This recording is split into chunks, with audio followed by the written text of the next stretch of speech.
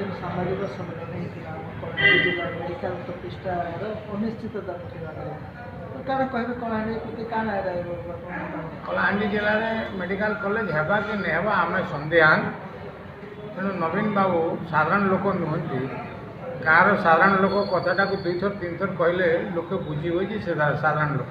କିନ୍ତୁ ଓଡ଼ିଶାର ମୁଖ୍ୟମନ୍ତ୍ରୀ ଗୋଟିଏ କଥାକୁ ଦୁମୁହା ନୀତିରେ କହିବା କଥାଟା ଆମକୁ ସନ୍ଦେହ ଘରକୁ ସୃଷ୍ଟି ଟାଣି ନେଉଛି। ତାର କାରଣ ହେଲା 2 ବର୍ଷ ତଳେ କହିଥିଲେ 100 କୋଟି ଟଙ୍କା ବେଦାନ୍ତରୁ ଆଣିକି ପିପିପି ମୋଡରେ କଳାହାଣ୍ଡି ଜିଲ୍ଲାରେ ନୂଆ ମେଡ଼ିକାଲ ସ୍ଥାପନା କରିବେ ଭଙ୍ଗାବାରିଟା। କିନ୍ତୁ 9/11/2018ରେ କ୍ୟାବିନେଟ୍ ଡାକିକି କହିଲେ 220 କୋଟି 30 ଲକ୍ଷ ଟଙ୍କା ଦିଆଗଲା ଏବଂ ତାର ମେଡ଼ିକାଲ କଲେଜ କରାଯିବ। ଆମେ ସେ ସମୟରେ ବି କହିଥିଲୁ 100 କୋଟି ଟଙ୍କା ଦେଖେଇକି କଳାହାଣ୍ଡିବାସୀରୁ ଜିଲ୍ଲା ପରିଷଦ ଭୋଟ ନେଇପାରିବନି, ବିଜୁ ଜନତା ଦଳ ଏଠି ହାରିଲା। ଆଜି ବି ଆମେ କହୁଛୁ ନବୀନ ବାବୁ ସାଧାରଣ ନିର୍ବାଚନରେ ପାର ହେବା ପାଇଁ ଯେଉଁ ଯୋଜନା କରୁଛନ୍ତି ମେଡ଼ିକାଲ କଲେଜ କରିବା ବଦଳରେ ତାଙ୍କର ଆଶା ତାଙ୍କର ବିଚାର ଚିନ୍ତା ଫଳବତୀ ହେବନି। ଏଇଠି ଭାରତୀୟ ଜନତା ପାର୍ଟି ହିଁ ସବୁ MLA MP ଜିତିବ, ବିଜୁ ଜନତା ଦଳ 0 ହେବେ, କୌଣସି MLA MP ଜିତି ପାରିବେ ନାହିଁ। ଏ ରକମର କଥାଟା ଆମେ ସୂଚନା ଦେବାକୁ ଚାହୁଁଛୁ।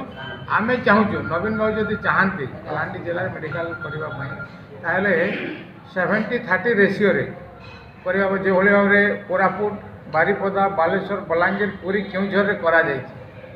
କେନ୍ଦ୍ରୀୟ 70 ଅନୁଦାନ ଏବଂ ରାଜ୍ୟର 30% ଅନୁଦାନ ଦେଇକି ମେଡ଼ିକାଲ କଲେଜ ଠିକ୍ ହେବ।